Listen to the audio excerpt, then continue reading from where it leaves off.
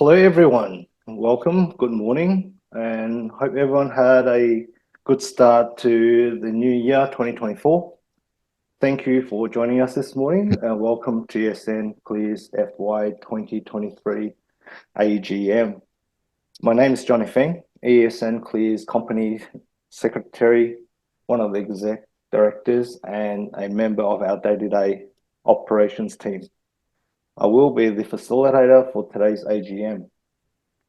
And just a quick note here, as you may have noticed, our cameras are off today because our internet it's been playing up for the last few days. So just to conserve the bandwidth of the internet, just to make sure everybody can see our presentation file clearly, as we've had problems with that in the past.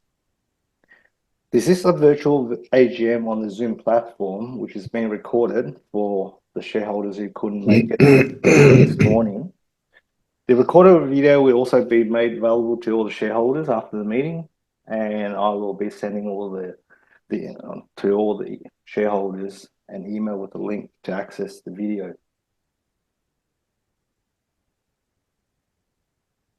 Just a few quick notes before we officially start our meeting today. As you received the AGM invitation notice, it has included several key use of Zoom platform. If you're not familiar with it, there is a Q&A button on the Zoom interface if you have any questions that you'd like to ask us. Additionally, during the past few weeks, we've received several questions from our shareholders. We have incorporated some of these answers within our presentations today. Any questions that we haven't been able to cover today, we will address during the Q&A section towards the end of this meeting today, as well as please feel free to email us and we are happy to provide any additional information and answers if you require them.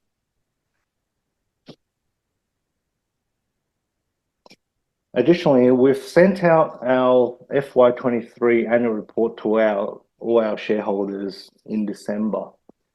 If anyone has any issues with accessing the document, please let me know. We have several formats available just in case you can't get to the document. And you may have noticed our report this year is much different from past years. As you know, it is our 5th year anniversary since ESN started back in 2018. And of course, throughout the last 5 years, there's so much have changed in our world and so much we have progressed.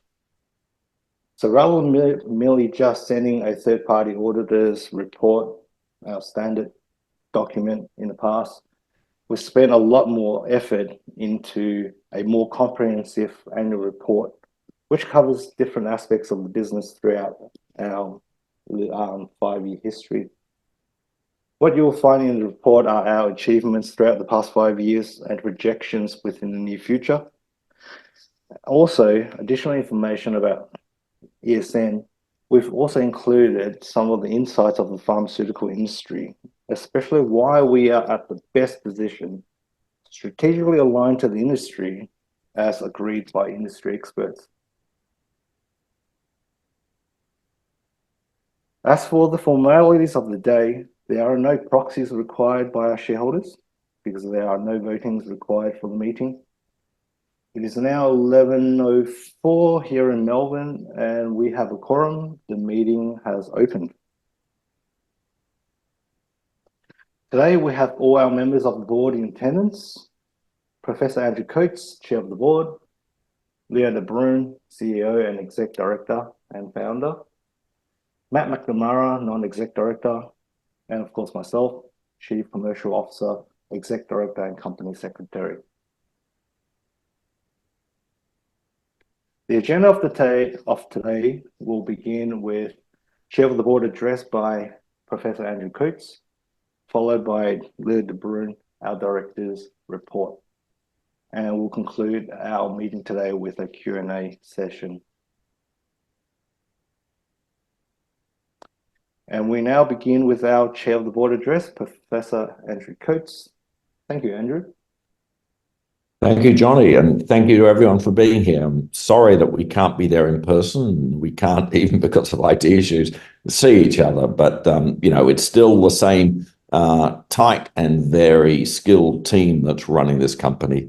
So, as chair, obviously, I take my commitments very strongly, and I have founded a number of startup companies in the biotechnology space through my patent work at Imperial College and other universities subsequently. But for this particular company, this one really is one that I'm incredibly proud of, because I think it's doing some of the most exciting work that any of the companies I've been involved in has been doing. And also, it's very much in my home territory of my professional concentration. I'm a cardiologist, originally from Melbourne, but trained in UK and Oxford and Cambridge, and worked all around the world. But I've specialised in heart failure, which is the end stage of many separate cardiovascular disorders over my career. And it wasn't a popular career choice when I started some 30 plus years ago, because it was felt to be rather an area where there was nothing left you could do. And that's changed dramatically. So what I'd like to concentrate today is the journey we've taken on coming up with many cures for heart failure, and why ESN Clear is at the forefront of the latest phase of that, the cutting edge now of looking at specific forms of heart disease where we're finding new therapies that were hiding in plain sight. And I think as I go through the clinical aspects, I think you'll see why. And I'll leave in the very capable hands of Bruin, our CEO, to take you through the corporate stuff, the financial stuff, the planning we've got for keeping this major initiative going, and why we're so confident. But I'd just like to give you that little bit of perspective of why I'm so excited about what ESN Clear is doing. So, Johnny, if I could have the next slide. So, my own story started as a medical student, really fell in love with cardiology because it was so logical. And in cardiology, we apply physics, chemistry, biochemistry, mathematical modeling to understand the problems, because it's basically complex plumbing. But I got fascinated with heart failure because that's a plumbing disorder. And when you look back, it's been known for thousands of years. Hippocrates, the famous first really substantial physician, described heart failure. The words, the flesh consumed becomes water, that's edema, swelling of the legs, the abdomen, feet and legs swell, shoulders, clavicles, chest and thighs melt away. In other words, a consequence of heart failure is of what we now call cardiac cachexia, which is a topic that I've devoted half my career to understanding why chronic disorders cause this wasting. And of course, the illness is fatal, and we all know heart failure has a prognosis worse than the majority of forms of cancer. The chance of surviving 5 years is really well under 50%. In fact, 20% of people would die within the first year. So it's a very serious condition, but it's never until very recently received the attention that we devote to other conditions. And we really see huge opportunities. Next slide, Johnny. So in addition to that ancient understanding, when we look at treatments, there wasn't very much. There was a very important one from about 300 years ago by a physician called William Withering, who described the plant, the foxglove. And an extract of that was used to treat a condition they used to call dropsy, which of course was the edema you get in heart failure. And that plant had the first active heart failure treatment, digoxin, and it's an extract of foxglove.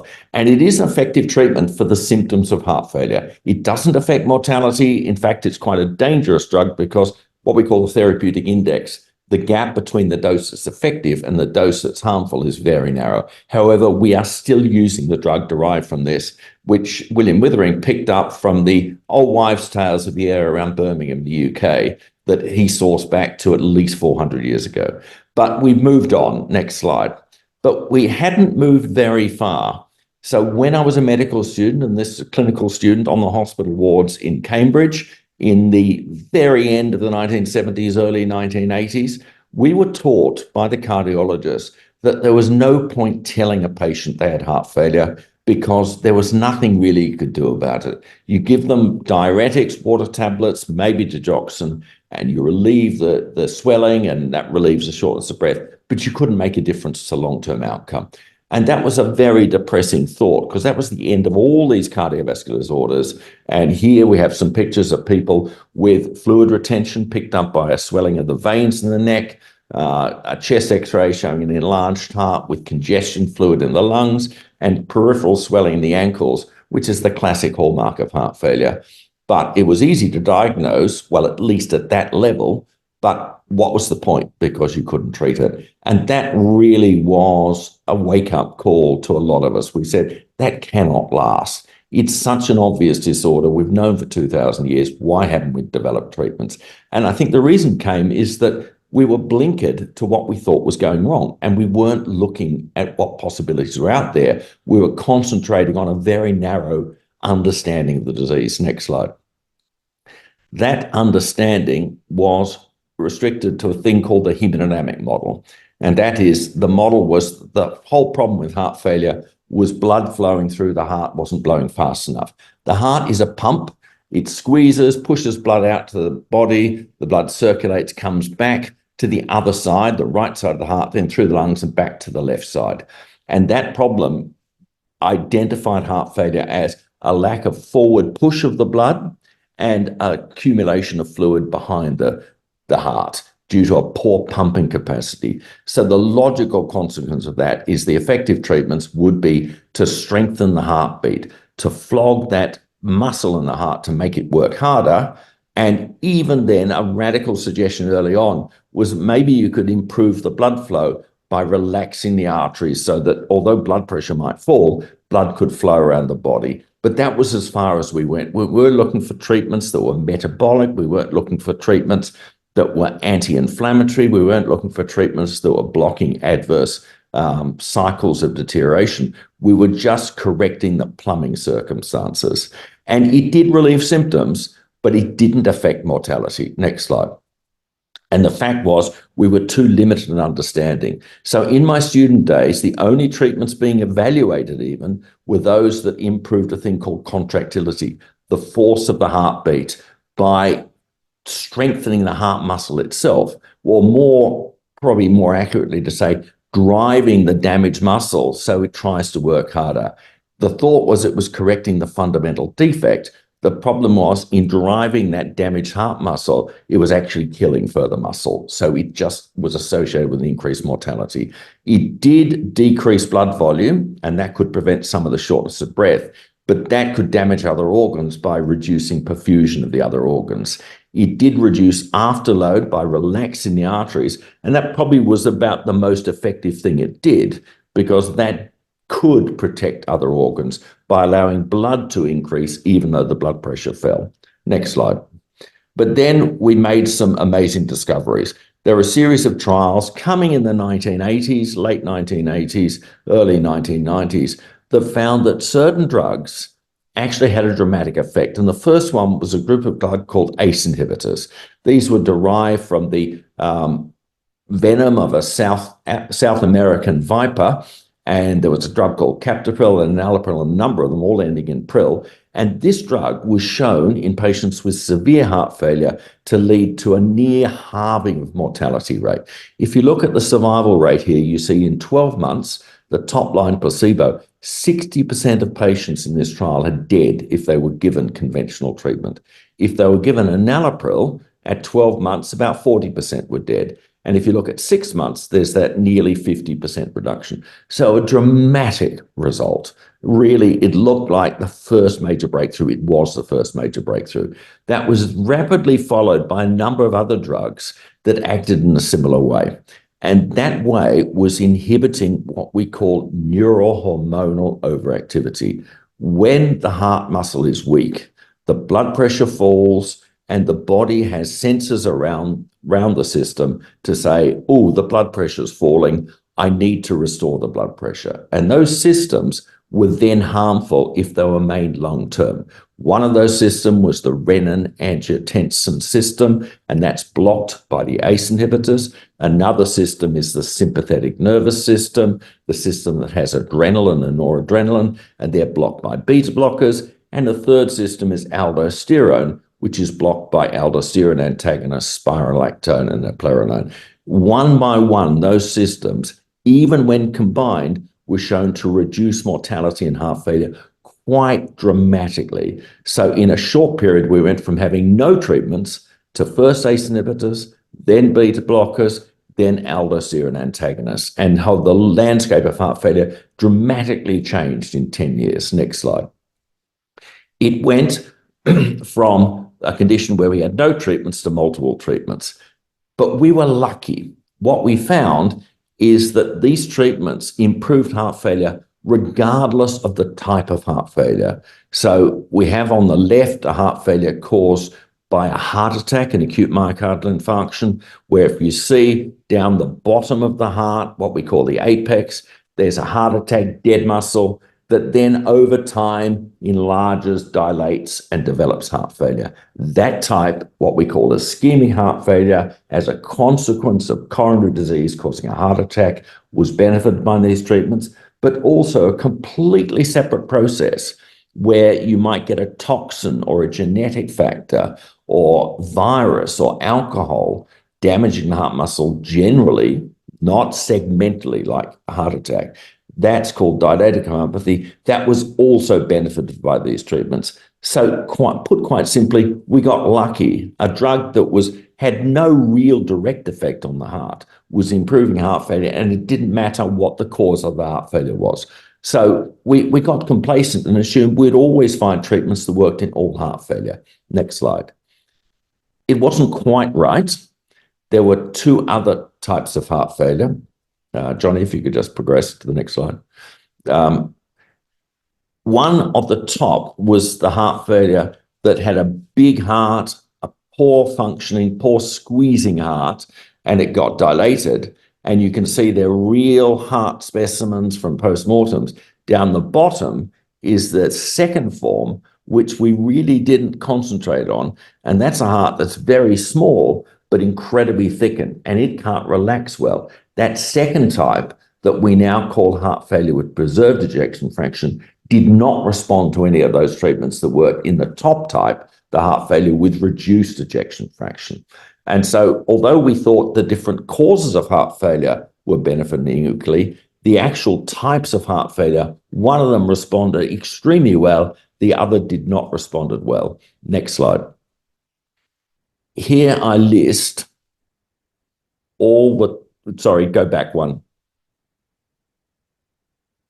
There are a number of positive drug trials. So over that period, I mentioned the first one or two, Consensus in 1987, and then each of those boxes is a major clinical trial of hundreds or thousands of patients that each had a positive outcome on major outcomes such as mortality. And they're the years down there. So from the late 1980s through the 1990s, early 2000s, we had trial after trial after trial that was positive. And the one thing they had in common was they were inhibiting or modulating these neurohormonal factors that were overactive and harmful. So we'd found a way of devising treatments. But as I said before, they worked in both causes of heart failure, but only one type of heart failure, the dilated heart HFrEF type.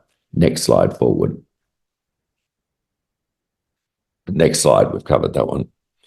So what we found, and now we're looking at where we were maybe around 2005, we had all these treatments that worked in heart failure with reduced ejection fraction, ACE inhibitors, beta blockers, aldosterone antagonists, angiotensin receptor blockers, also devices, ICD defibrillators, and biventricular pacing, thing called CRT, cardiac resynchronization therapy. But on the right, the other half of heart failure with a small heart, preserved ejection fraction, no treatments. We tested them, we found nothing that worked. After many, many decades, we finally found a drug class that worked in that just in the last couple of years called the SGLT2 inhibitors, an anti-diabetes drug. but their effects are modest, and it's the only way we worked. So we need to be a little bit modest and consider we've been dramatically successful in half of heart failure, but not in the other half. We got lucky with the causes of heart failure, but the types of heart failure we bombed out for half our patients. We're only just beginning to pick that up. And what we learned from this is that actually we need to go to another level of complexity to find out why some patients with some types of heart failure respond and others with apparently similar but different types of heart failure don't respond. Next slide. So we go another level down. And if we look at heart muscle disorders, so not the heart attack type that always causes the large heart HFrEF, but the heart muscle disorders, we actually have different what we call pathophysiological subtypes. On the left, we have a thin-walled dilated heart that has responded to all those neurohormonal drugs. At the bottom, we have a distinct condition called hypertrophic, which is a condition that's genetically carried, can cause sudden death in young people, and that had no treatment until very recently when we found a specific agent, mavacamten, that inhibited the contraction of heart muscle cells that could improve outcomes. And that was a dramatic breakthrough because it was for the first time targeting a specific cause of cardiomyopathy rather than just all treatments. That also was commercially a great success because it's what we call an orphan indication. Hypertrophic cardiomyopathy is not that common, so it classifies as an orphan disorder, which means you can get away and get approval with a smaller trial and a single trial. So it's been a huge commercial success, and it was bought out for many hundreds of millions by Big Pharma. There's a third type, which is restrictive, where the heart muscle neither thickens or dilate, it just stops working well. And that's the least common and least well understood. And there are specific causes of that. So we have now learned from these errors in the past.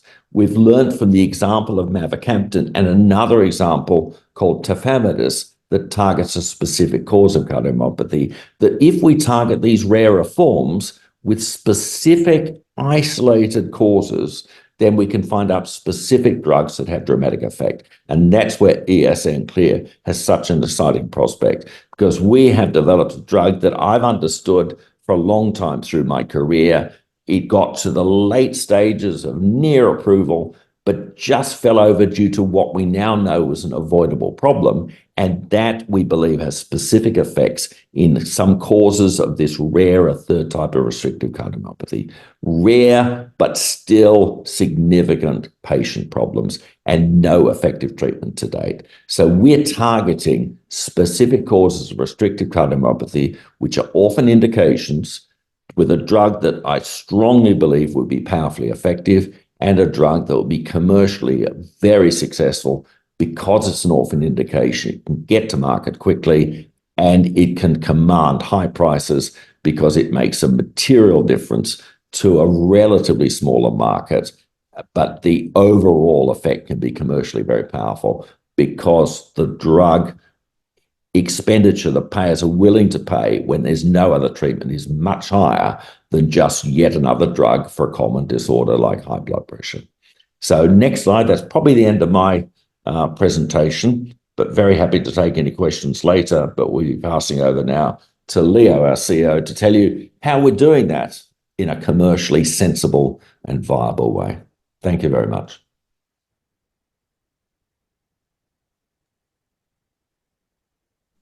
Hi everyone, as you know, my name is Leopold or Leo de Bruin. I'm the CEO and Director of ESN. Thank you very much for joining all the panelists and attendees, and a good morning to all of you. Andrew, thank you very much. Nice kind words, and always find new learnings every time we have an AGM and you step us through those specific things. So thank you. What I would like to do today is step you through some of the commercial realities we've been facing, not just where we're going. I think that's unfair. I think the best way to do this is to also take you through where we've been. So I'll start off with that and I'll lead on to our future. The COVID era and subsequent market collapse in February 2020, when ESN Clear was only 18 months old, placed immense pressure on growth stocks such as ESN. and unlisted biotech sector as a whole. Only listed biotech stocks rallied in 2021 and it soon collapsed. The Australian capital market retracted rapidly, with the government responding with a looser fiscal policy in the form of tax incentives and government handouts, coupled with aggressive monetary policy by cutting interest rates all the way down to 0.1%. This was enacted to stimulate the economy, as we know.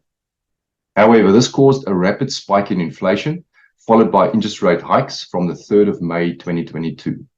In that period, there were 0 biotech listings on the ASX. The first listing in over 18 months occurred with Curvebeam AI mid-2023, followed by 2 others late last year. Therefore, since the COVID collapse of February 2020 until now, the biotech sector in Australia have had unprecedented headwinds, with capital markets only now starting to show positive signs for capital raising and listings in light of the revised RBA interest rate hold for the February 6th meeting. All Big Four banks forecast interest rates have peaked after the NAB revised its cash rate outlook from a 0.25% hike to a hold in February. The Commonwealth Bank, Westpac, NAB and ANZ expect the rates have peaked and there will be at least 1 cash rate cut in the second half of 2024. During an economic expansion, i.e. within a low interest rate environment, central banks often lower interest rates to stimulate borrowing, spending and investment. Low interest rates can make it cheaper for companies to borrow money, encouraging them to invest in growth opportunities. Investors may focus on growth stocks in an expansionary period, especially those in sectors like technology and healthcare that tend to benefit from innovation and expansion. Riskier assets like small cap stocks and high yield bonds might be favored as investors seek higher returns. The Australian biotech stocks could see a massive 2024, according to Stuart Roberts from Stocks Down Under. Furthermore, Stuart added that the sector has evolved favorably since his 20 years of coverage, with companies becoming more adept at setting goals and achieving significant progress.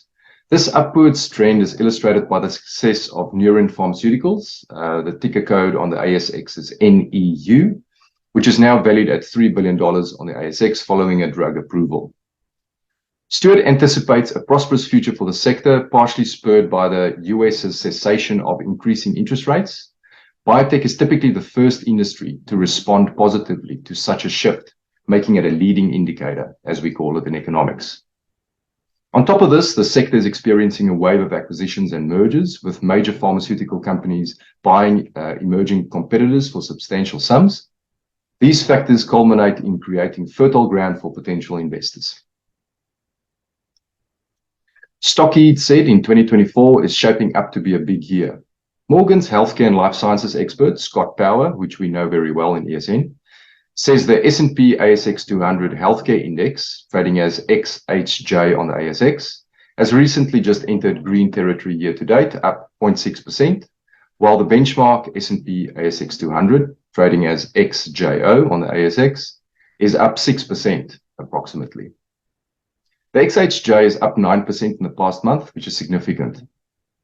The sector is showing signs of rejuvenation leading into the new year as optimism grows that global inflation may be subsiding and central banks are closer to considering pausing and or lowering rates. Consequently, investors may rotate out of value and back into growth stocks like biotech. Scott Power added, that there are plenty of catalysts coming, and he thinks it's what investors are starting to be interested in, particularly if the market is starting to move.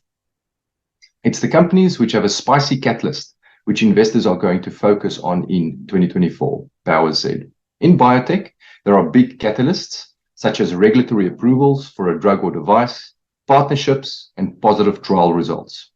What we are looking for are things that are going to move share prices, Power said. Definitely approvals and positive clinical trial results will move prices. At the annual JP Morgan Biotech Conference, biotech executives are reaching into a deep bag of tricks to come up with the best possible ways to live up to their ultimate potential. The dual track option, where a company pursues both an IPO and an acquisition, is becoming not just a norm, but a necessity. Some are taking a step further. Many industry experts told Fierce Biotech on the sidelines of the JP Morgan Healthcare Conference in January. Randy Sundberg, the chair of the North American Healthcare and Life Sciences Group and partner in the transactions group for Baker and McKenzie, said there are 3 tracks. We have clients that are pursuing IPO funding or licensing or M&A, and it's really which one comes first. It's all part of a frenzied biotech market coming down from a prolonged bear market. Executives are keeping their options open and are more prepared to change plans at a moment's notice, she concluded. Thank you, Johnny. Next slide. Now that that's given you some context of why we've been doing what we're doing, especially on the capital raising side, now I'd like to take you through where we're going. I'll start that off with the funding part. We're in final commitment stages of a top-tier biotech fund who completed the due diligence process late last year. We also have several brokers who, after a very long hiatus, are taking meetings and are positive about raising capital for ESN. These brokers include PAC Partners. It's a second-tier Australian biotech broker. If you can remember, in April 2022, they concluded a due diligence on us right before the market crashed. So they know us very well, and so we are very upbeat about that prospect yet again. Bell Potters, the largest Australian biotech broker, we're meeting them next Tuesday. They haven't been taking any biotech investor calls for the past 2 years. Agile Capital Markets, a Paris-based but focused biotech broker. And Arcondi is a global biotech and life sciences consulting firm. Once we have raised this current round of $5 million, we have a near-term catalyst, as Scott Power calls it, of a phase 1/2A clinical trial result within the next 12 months. We're confident that the phase 1/2A readout will catapult ESN Clear's trajectory and enable us to go directly into a 2B/3 clinical trial, which could have potential to be a pivotal trial. Now I'll introduce Gustav de Bruin, our R&D Director and COO, to just take us through development. Gustav, if you will, thank you. Thanks, Leo. So allow me to take you through our high-level development strategy for the next 18 months. Starting with the first 12 months, our chemical drug development will advance to good laboratory practice level as required for animal and human studies, and then further to good manufacturing practice level, which proves repeatability under scale as required by the regulator for clinical trials. A disease-specific animal study will prove the drug's efficacy and safety in rodents. A small combined phase 1 and 2 human study in Australia will include absorption, distribution, metabolism, excretion, tolerability, and safety, as well as confirm the protocol for future trials. An IND application to the FDA will be submitted, and then in the last 6 months, we will be preparing for pivotal clinical trials. The IND submission will undergo a review process, and finally, approval to progress to the pivotal clinical trials will be received. Thank you, Leo. Johnny, if you will, next slide. So we've got a de-risked novel repurposed drug in orphan indications. The high value comes from our patent portfolio, and one of those patents are a composition of matter, a novel composition of matter, which is of high value. And it's an area of high demand because of unmet medical and market need. And we have the option to have a precision medicine strategy, which gives us a further accelerated pathway. So it's late-stage company risk with early-stage company upside, as we've concluded. Next slide, please, Johnny. Now I'll take you through the pharmaceutical landscape in the US specifically. There's 3 highlights here. It's the patent cliff that the big pharmaceuticals are facing. There's the Inflation Reduction Act, which is focused on drugs that have been earning revenue for 9 years. There's price pressures on them. And the big pharma's internal R&D, or the lack thereof, and their focus on acquisitions. Next slide, please. So at the patent cliff, major drug makers are losing market exclusivity and protection with imminent patent expirations. They're losing market dollars with generic competitors up to $200 billion of annual revenue towards 2030. The IRA Inflation Reduction Act in the US, the pressure is on to reduce costs to patients starting in 2026. This is in place for drugs that's been in the market for 9 years or more. 9 years is specific to small molecules, like the drug that ESN's developing. 5 of the 10 drugs are cardiovascular disease, and the major drug makers are expecting to lose up to $450 billion in annual revenue by 2032, which is substantial. Now, the big pharma's internal R&D has reduced, as mentioned, now already less than 40%. They're definitely focusing on acquisitions, and the cost and risk advantage with external R&D by acquisitions is remarkable. So big pharma focus on what they're good at, and they leave the innovation to small startups like ESN to come up with new ways of making. Next slide, please, Johnny. So ESN's protection includes market exclusivity due to its orphan drug status, 7 years in the US and 10 years in the EU market. Now, this is extra to our patent protection. We're also not subjected to the IRA for 9 years once revenue is generated. And as mentioned, we've got a novel drug patent of composition of matter and others as well in our patent portfolio that gives us 20 years or more patent protection. We've got low R&D and regulatory costs. We stand to enjoy the orphan drug tax credit, and we're on the fast track for approval in the market with the FDA. Next slide, please, Johnny. The global orphan drug market last year was up to $170 billion, and it's set to double in the next 7 years, or grow by 11.6% CAGR every year. Next slide, please. Johnny, next slide. Thank you. That concludes my report. Thank you very much, everyone. Johnny, thanks. Thanks, Leo, for your presentation there. What I will go through now is our final segment of the meeting, which is the Q&A section. As I mentioned at the start of the meeting, we did receive several questions from our investors over the last few weeks, most of which we've already addressed throughout the presentations you've seen this morning with Andrew and Leo's presentations. However, what we want to bring forth is specifically the most commonly asked from us by the investors throughout the last few years is obviously, when will there be an exit, or when will there be returns from the investments made? Very logical, totally understandable. As Leo has explained in great detail there, some of the micro and macroeconomics of landscape that's out there right now, such as the pharmaceutical industry, the financial markets, and we are seeing everyone is expecting a lot of activities out there in the market coming up, comparable to the previous several years, as Leo has mentioned. Now, 2024 to 25 will be a very exciting period coming up. Our exit strategy has always included M&A, mergers and acquisitions, IPO, local listing on the stock exchange or abroad, overseas, as well as out licensing to the major pharmaceutical companies. Having said all that, timing is one of the most important factors.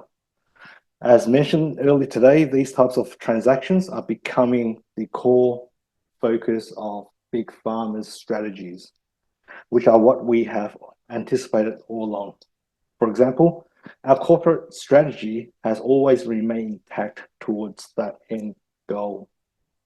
We've been building the foundations to this point over the last few years, as you've heard us talk about and updates throughout the years. These transactions that we've mentioned today are just the standard industry and most sought after commercial events that we see out there.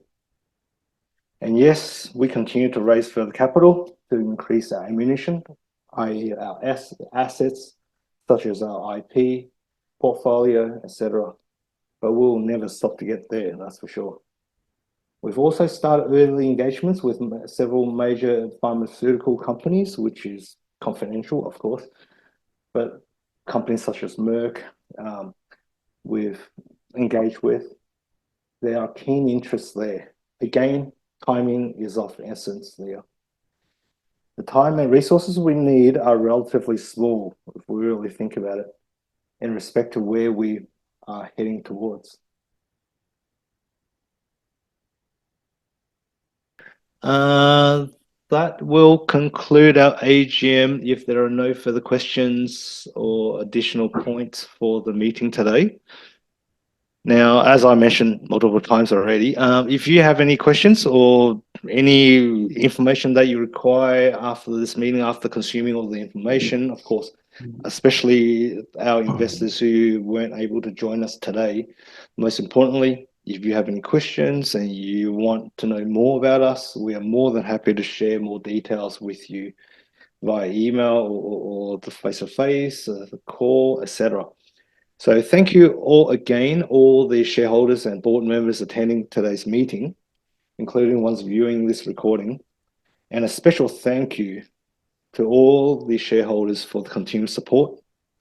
And please stay well and be safe. Now the meeting is closed at 11:47. Thank you very much. Thank you, everyone. Thanks for joining. Thank you.